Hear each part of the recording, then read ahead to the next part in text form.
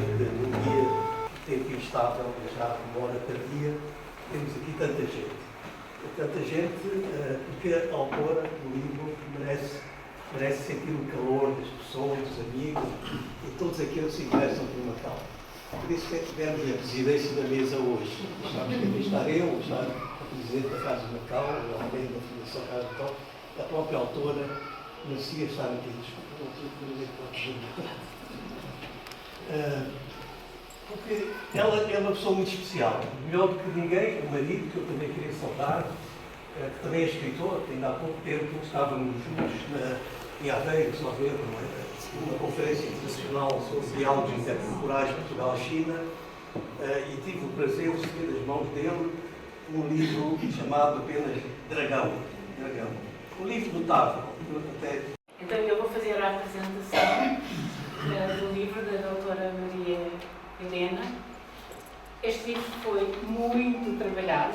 Talvez a Maria Helena ficou a saber mais da nossa vida do que alguns de nós, porque ela soube da vida de todos os irmãos e de todo o passado da minha mãe.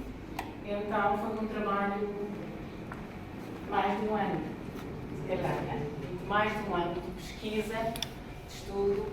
Então, este livro está dividido em 3 partes. Eu vou precisar da luz para ler.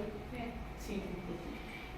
Este trabalho foi dividido em 3 partes. A primeira parte fala sobre o período que ela viveu na China, ainda durante o tempo do Império, e depois todas as evoluções que houve, portanto, a invasão do Japão, a Guerra Civil, e depois, portanto, ela esteve, durante a Guerra do Japão, ela esteve presa num campo de concentração. Mais tarde vai para Macau como refugiada. E isto é a primeira parte do livro. Da primeira parte do livro, aqui estão algumas fotografias antigas da família. E aqui está, nós somos 9 irmãos vivos. Nesta altura, nesta fotografia, ainda não tinham nascido os 2 mais novos. Mas os 7 mais velhos já estão ali na fotografia. E esta é uma das últimas fotografias, 2014, que foi no ano que ela regressou a Portugal, definitivamente, depois de ter tido um AVC. Mais tarde eu vou explicar. Então eu queria ler aqui um pequeno trecho desta parte dela da China, que foi a fuga dela do campo de concentração onde é atualmente o aeroporto de Cantão, de Guangzhou, onde depois foi essas escavações que essas pessoas que estiveram nesse campo de concentração, as escavações que fizeram lá, depois foram aproveitadas pelo governo para, a partir dali, criar o aeroporto de Guangzhou. Então, eu vou ler como é que foi a fuga destes jovens. Portanto, estes jovens estavam a ser apanhados na rua, eram enviados dentro de um caminhão e simplesmente levados para essa montanha, que eles não sabiam onde é que ficavam, porque era muito distante da cidade, e lá ficavam a trabalhar até morrer, de fome, de cansaço.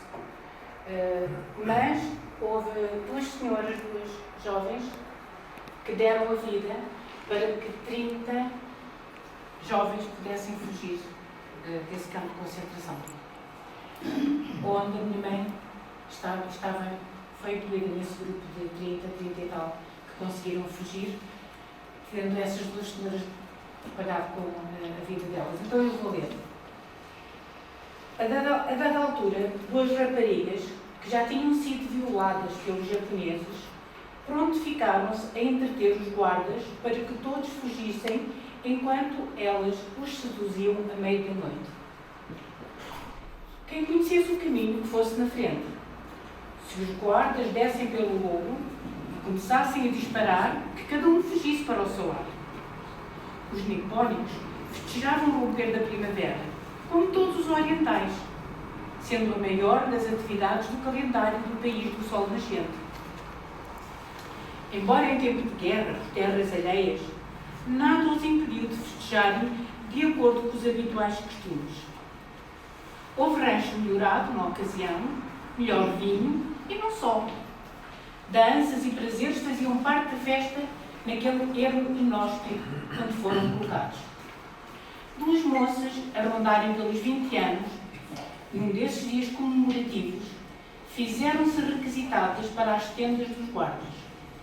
Tomaram a iniciativa de os entreter, o maior tempo possível, e facilitaram que os outros pudessem fugir durante a noite.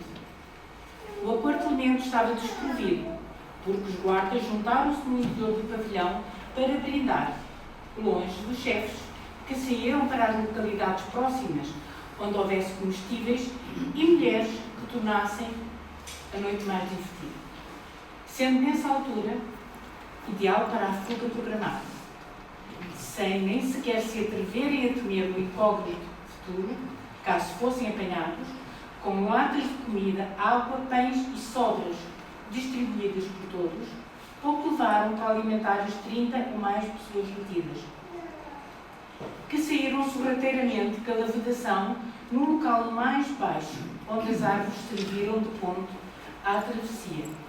De mãos dadas e em fila indiana, correram pela encosta abaixo. Agora eu queria falar, portanto, esta parte que eu tenho, fala disto, não é? Portanto, o enquadramento do contexto familiar de uma família muito abastada em Lanzhou, a invasão do Japão, o campo de concentração, que eu acabei de ver, a guerra civil que se deu a seguir e que vai levar à fuga da família, sendo que toda a família vai fugir para Hong Kong, com exceção da minha mãe, do pai e da esposa Nunu, que vão para Macau. Eu agora gostava, se não se importa, ouvir a mesma coisa, mas contado pela minha mãe. Resta dizer que a nossa mãe não falava bem português, expressava-se em patuá cantonês, e é isso que vão ouvir neste texto. Tudo nessa fica promete para vai comer. Ela tem lata que tem salada, salsicha, salada de carne, salada. Que tem põe com coisa, com colher.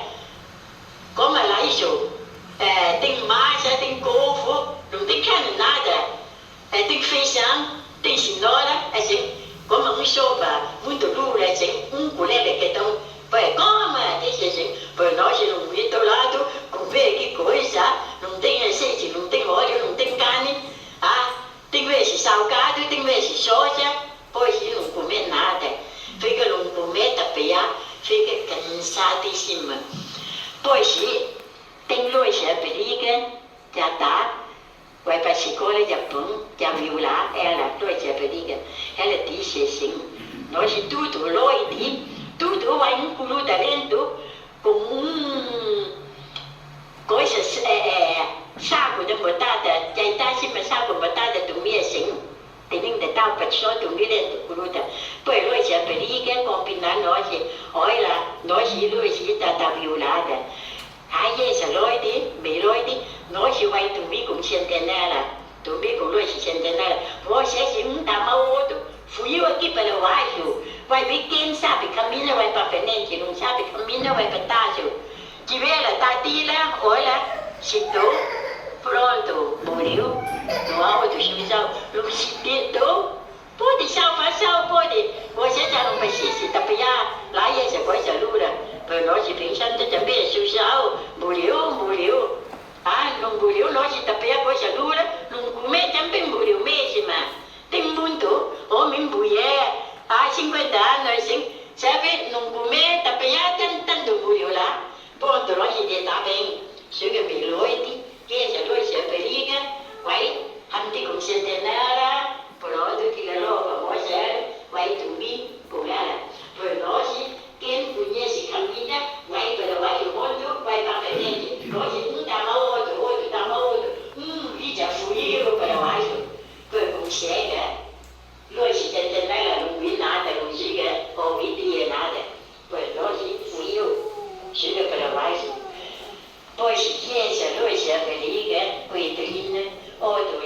certeza, a capitã comandante sabe, com certeza ela fica morta. Ela hoje morreu, vai salvar 30 pessoas, que ela não tem mulher, nós não sabemos nada que aconteceu, nós não sabemos, só uma intimação, ela pode morrer. Não morreu, talvez também cada colada desangrada. Pronto, eu bati nela, morreu.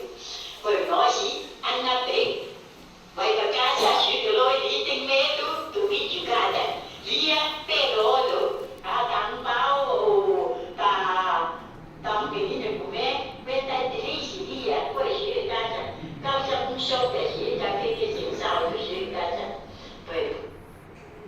Então, já imaginam que a Maria Helena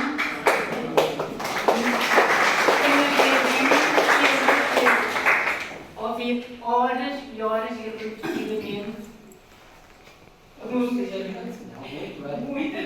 grave. várias vezes para conseguir perceber as coisas, esta atenção bem, mas há muitas outras gravações que a Maria Helena teve que ir consultando e com certeza foi um trabalho. Obrigada. Foram documentos, fotografias, tudo que se foram juntando. Então, a parte 2 do livro vai ser a vida dela em Portugal. Portanto, ela veio para Portugal em 54, 57, ainda sabe melhor que eu. Então, ela vai ser rejeitada pela família do meu pai, não vai ser bem acolhida aqui, vai passar por violência doméstica muito grave, passa por 2 tentativas de envenenamento, que vai ser depois socorrida durante a noite na rua por prostitutas, que ela não conseguia falar, ainda falava pior, nessa altura quando se viu aquele vídeo, e então vai ser socorrida por 2 prostitutas na rua, as 2 vezes, e vai acontecer que ela vai, era, portanto, anterior à Revolução, do 25 de Abril, ela tinha ido para Macau como refugiada, mas quando chegou a Portugal, eles viram livros chineses e eles sabiam que tinha havido uma revolução. Deixa-me só explicar. Ela foi recolhida por 2 prostitutas porque morávamos na zona do Entendeu, que na altura era um sítio mal visto. Portanto, nós não nos dávamos com as prostitutas, mas era vulgar que os prostitutos andassem sempre lá acima ou lá abaixo, e então viram a minha mãe caída e levaram-me então ao hospital. Então, todos os livros que ela trazia foram apreendidos na altura pela PID, porque não sabiam o que é que diziam, portanto não sabiam se diziam doutrina comunista. Ela que vinha a fugir da revolução, acaba por chegar a Portugal e ser denotada, havendo o risco de pertencer aos ideais comunistas, e então tudo que havia na nossa casa de livros escritos em chinês foram levados. E ela, mesmo com 94 anos, ela continuava a gostar de ler, já não conseguia ler, mas a gente sentava na cama e punha um livro, assim ela ficava assim e contente porque tinha um livro na mão, mesmo já não conseguia ler, porque não se entretinha com a televisão, não se entretinha muito, preferia ler. Mesmo quando já não conseguia ler, o prazer de ter um livro na mão ainda lhe trazia felicidade. Então ela vai encontrar um livro na Feira do Livro, na Avenida Almirante Reis, um livro velho, em segunda mão, escrito em chinês. E quando ela vê aquele livro, ela começa a lágrima de correr, vê o livro na língua dela. E perguntou-se quanto é que era aquele livro, porque ela não tinha dinheiro para comprar. E ele disse, ninguém sabe ler isso, dê-me o que quiser. E ela disse, eu só tenho estas moedas de tostões, aquelas escuras, só tenho estas moedas. E ele disse, dê-me isso que eu aceito, porque ninguém sabe ler isso. Então ela levou aquele único livro que tinha, em chinês, e chegava ao fim, e do princípio, chegava ao fim, então leu aquilo umas 50 vezes, era uma Bíblia, em chinês, toda escrita, cheia de notas. Ela era budista, americana, vegetariana, Então, aquilo foi assim para ela. Era uma história. Era um livro que contava uma história. Embora ela pudesse pensar que havia muitas igrejas em Portugal, talvez aquilo não fosse só história. Mas para ela era uma história. Pronto. Depois vai acontecer que ela vai conseguir, que está muito bem aqui descrito no livro, eu desafio-vos a lerem, a comprarem, a lerem, que vai começar a independência dela financeira. Que ela vai pedir, então, ao Jesus daquele livro, que lhe dê uma máquina de costura para ela poder costurar aventais e ir vender para a rua.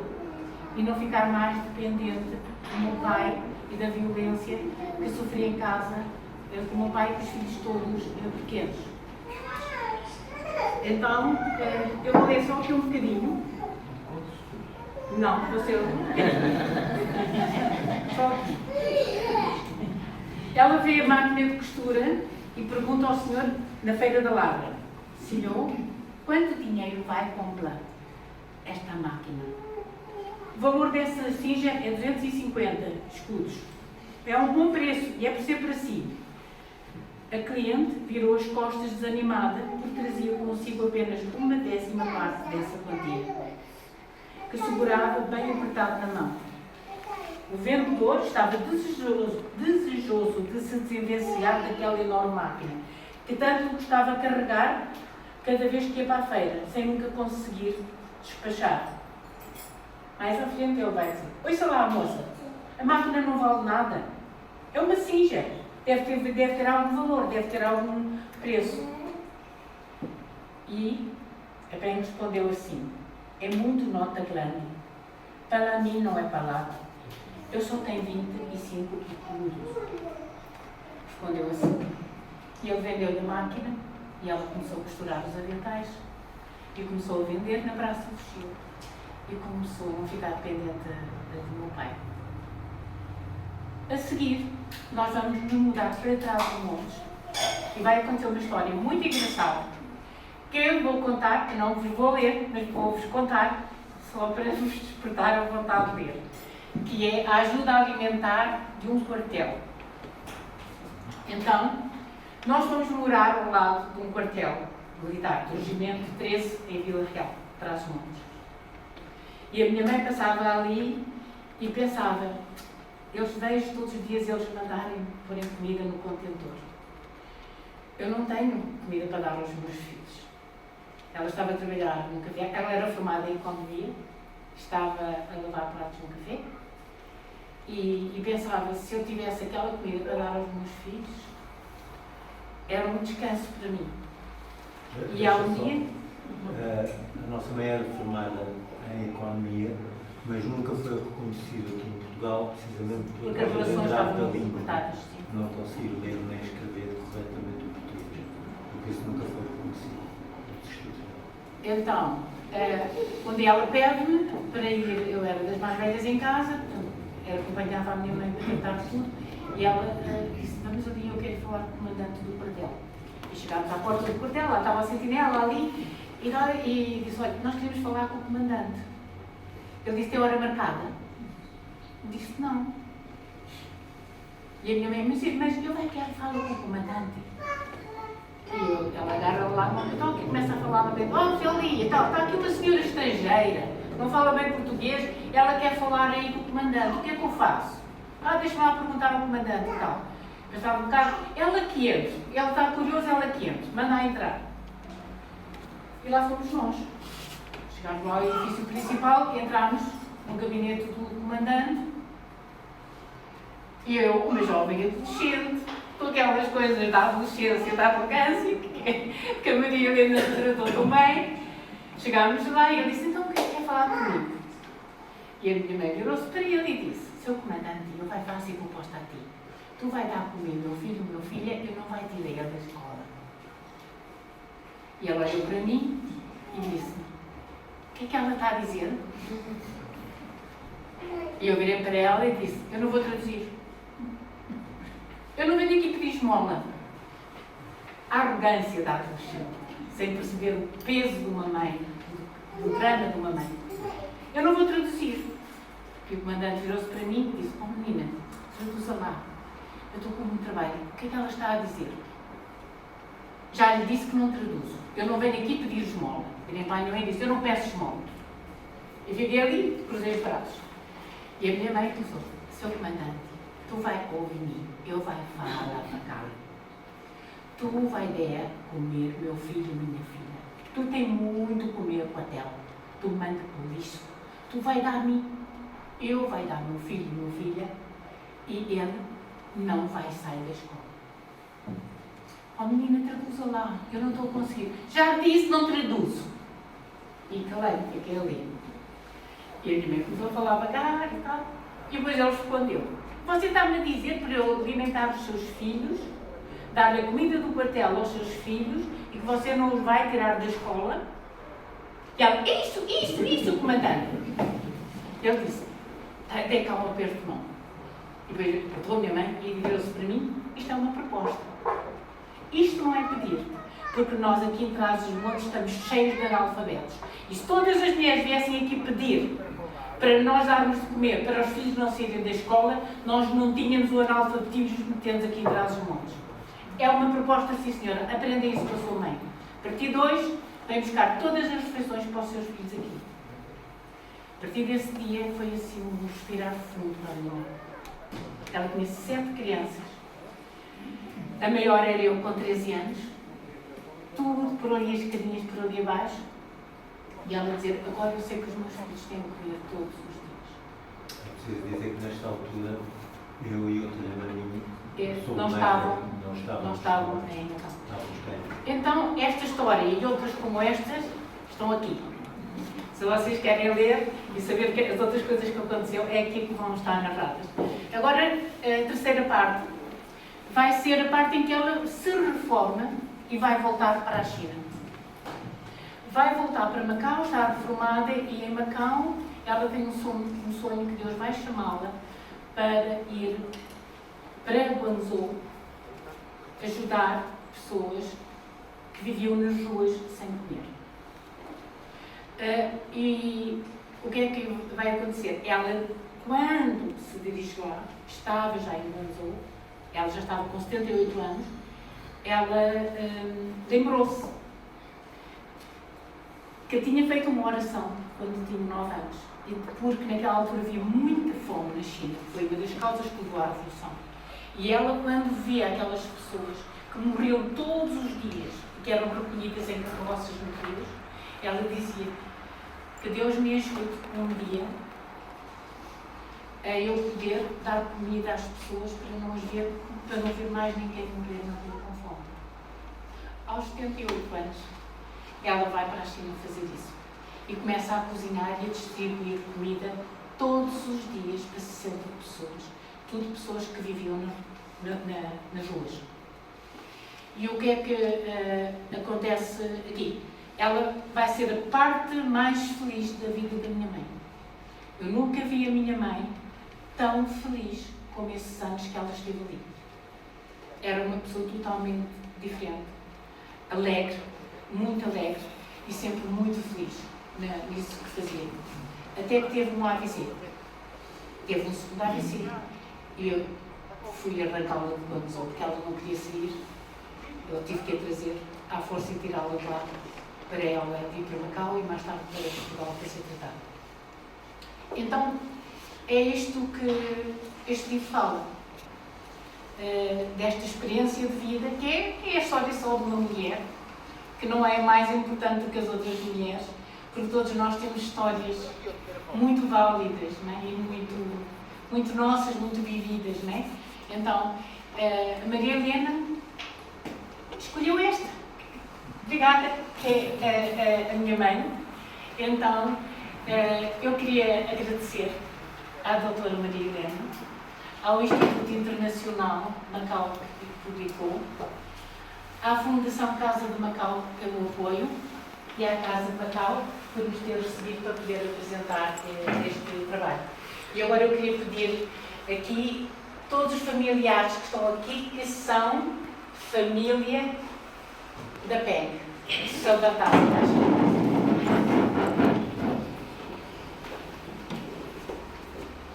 aqui? Está lá fora. Ok, o bebê. Então,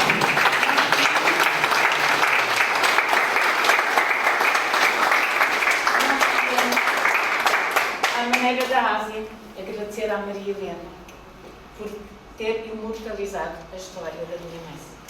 Obrigada.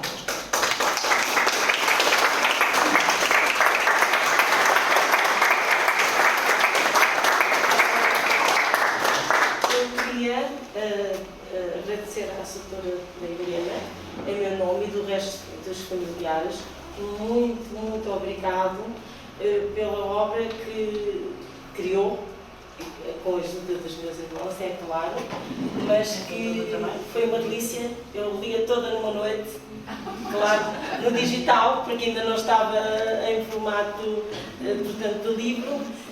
Portanto, mais uma vez, muito agradecida. Prazer foi meu. Estou muito Aliás, é sempre emocionada. um prazer escrever alguma coisa sobre o Macau, porque dos 15 livros que eu já editei, 9 são de Macau. Portanto, isto é uma tendência. E este foi um trabalho muito gratificante, e os irmãos, os vossos irmãos, ajudaram-me bastante com sites, fotografias, com gravações e conversando, como veem, a Ruth, quando fala, não para. Portanto, ela esteve lá na minha casa, contou-me histórias, um bocado como a mãe. Um relato de uma época, depois conta outra época a seguir, em que eu tive que fazer o fio condutor, porque pararam as épocas. Mas de qualquer das formas ela contou muita coisa, e eu tive uma empatia muito grande pela senhora, pelas gravações, era como se estivesse com ela. E isso para mim foi conhecê-la. E eu conheci e toda a história dela cativou-me como mulher, porque eu gostava de ter apresentado isto no Dia da Mulher, porque ela representa as mulheres todas do mundo. E não é uma mulher bela, a mais rica, é uma mulher comum como nós. E, portanto, ela fez um trabalho, é uma mulher bastante fecunda, teve muitos filhos, e ela teve um trabalho enorme, por 2 vezes perdeu a sua independência económica por amor, e tudo isso é de avaliar uma mulher, que muitas vezes os homens não avaliam. E, neste caso, o pai, o vosso pai. Mais uma vez, portanto, como a doutora sabe, nós somos 9 irmãos vivos. Está o Vítor em Macau, que também contribuiu, deu a sua contribuição. Tenho uma irmã em Inglaterra, tenho sobrinhos na América e tenho outros irmãos que, por algum motivo, não puderam estar, além dos que estão, portanto, fora de Portugal. Portanto, mais uma vez, em nome de toda a família, de todos os meus irmãos, muito agradecido. Não tenho que agradecer. Muito obrigada.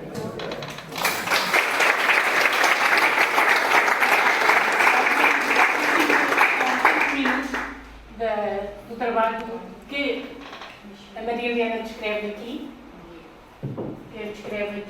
do que é que ela esteve a fazer na China nos últimos anos, quando podia estar a descansar da reforma dela, como eu tantas vezes pedi, mãe, vai usar agora a vida, vai aproveitar.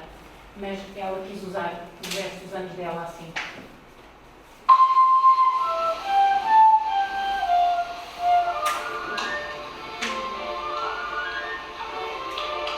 Pode parar só aqui um bocadinho. Porque é que estas caixas dizem Jesus ama? Porque é assim, como a Maria Helena explica aqui também, de acordo com a religião budista, se as pessoas estão na rua a viver nesta situação, estão a pagar uma vida anterior.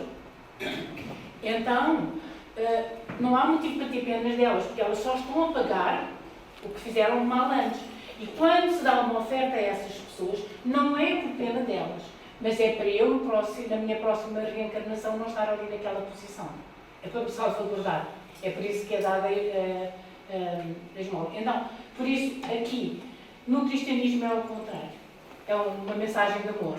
Então, nós escrevíamos sempre este papel, sempre, porque eles abriam a caixa e podiam, cada vez que comiam abrir e viam lá a Susana.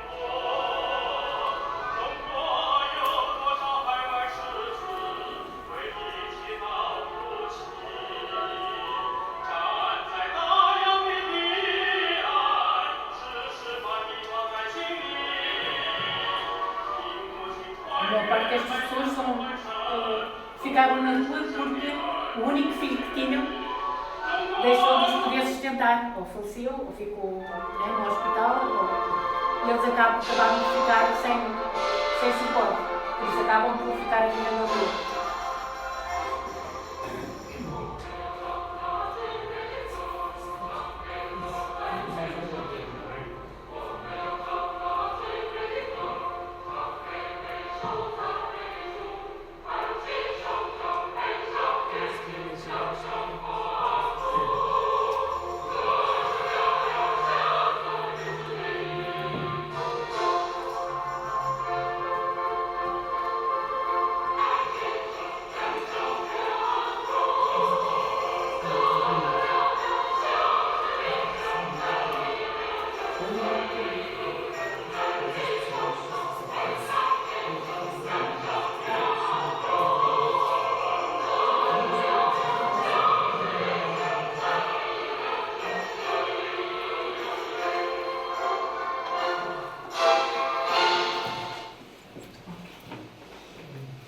Agora continuo a falar.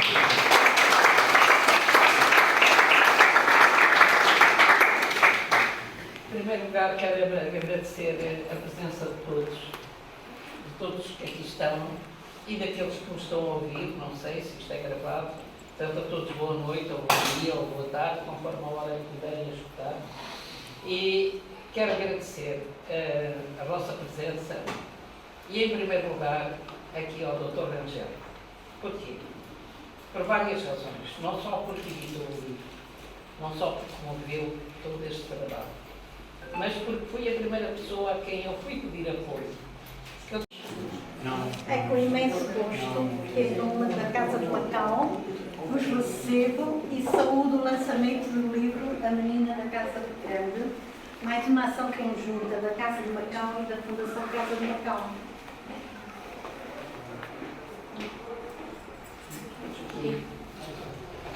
Então, muito boa tarde, muito obrigado por terem vindo nesta tarde já escura, mais cedo. É um currículo, este evento. Primeiro, porque sou filho da personagem principal do livro.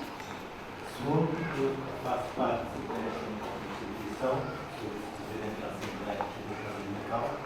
E terceiro, também pertenço ao Conselho de Administração da Fundação Casa de Macau, que também tem muitas ligações a esta casa e portanto, estou triplamente satisfeito e grato também à Maria Helena, somente grato por todo o trabalho que foi feito por este livro nacional escritor, num plano tão competente sobre a história da China e também da minha mãe, claro.